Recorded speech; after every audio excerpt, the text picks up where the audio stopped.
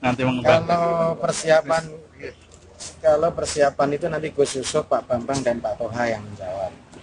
Saya ingin mengatakan di daerah Klaten dan sekitarnya Surabaya ini bahwa keadaan pertanian memang layak untuk kita berdayakan. Petani harus kita proteksi, dan karena ada semacam penurunan dari nilai tukar petani sekarang 97%. Ini belum impas dengan biaya yang dikeluarkan oleh petani, seharusnya kan minimal 100%. Bahkan di zaman Pak Bibit itu sempat 106.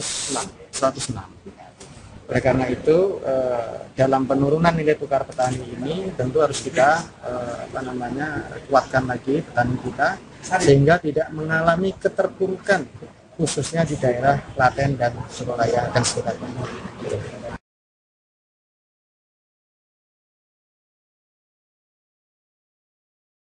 Penyebabnya sekali lagi bahwa di sini pada level kebijakan tidak ada keberpihakan secara tegas terhadap para petani kita, khususnya di Klaten dan sekitarnya.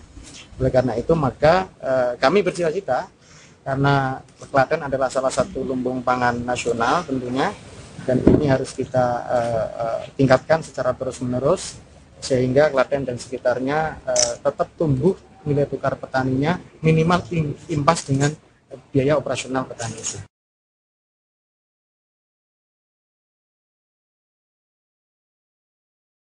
Tentu yang lebih penting yang pertama adalah pada level kebijakan itu ada keberpihakan secara jelas.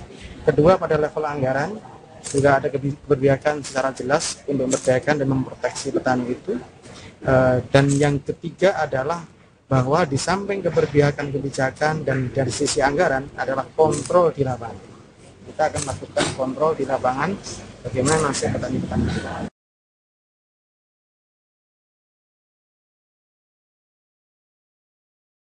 Kebijakan yang kita terapkan adalah bahwa mayoritas penduduk Jawa Tengah hidup dan berkembang di pertanian, dan itu mayoritas. Maka kebijakan itu akan kita tuangkan dalam sebuah blueprint atau roadmap kebijakan pemerintah daerah. Sehingga blueprint atau roadmap itu mencerminkan bahwa memang selayaknya petani-petani kita harus kita proteksi.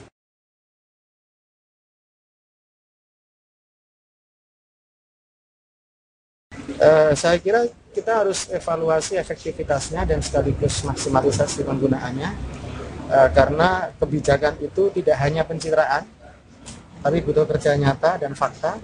Bukan hanya selfie, tidak cukup dengan itu. Maka oleh karena itu kami bertekad untuk kerja nyata, kerja fakta, kerja realitas, bukan kerja pencitraan dan bukan kerja selfie.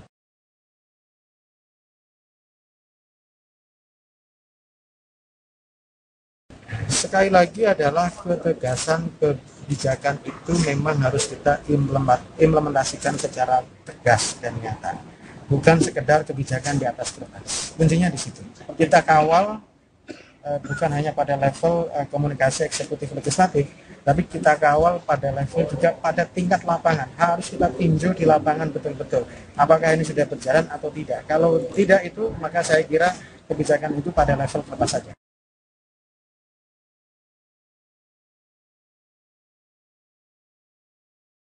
Kita tidak boleh membuat kebijakan secara kontroversial.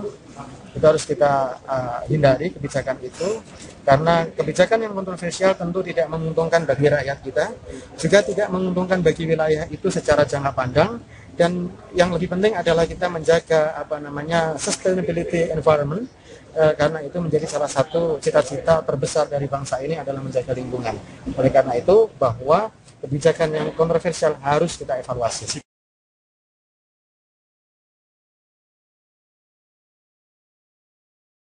Kita akan evaluasi itu. Apakah itu betul-betul untuk kepentingan rakyat, untuk kepentingan siapa, atau itu betul-betul untuk masa depan rakyat Kendeng atau masa depan siapa. Kelihatannya secara hukum masih ada upaya mungkin kasasi atau apa. Kita tunggu.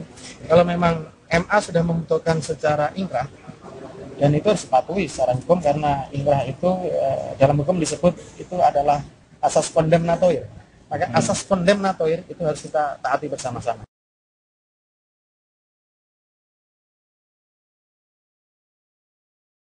Ya tentu harus kita laksanakan, itu menjadi komitmen bersama kita semua tentu untuk melakukan pemberantasan korupsi, karena di situ adalah salah satu upaya kita untuk mensejahterakan rakyat kita. Jadi sepeser uang pun harus kita pergunakan semaksimal mungkin untuk kepentingan dan kesejahteraan rakyat kita.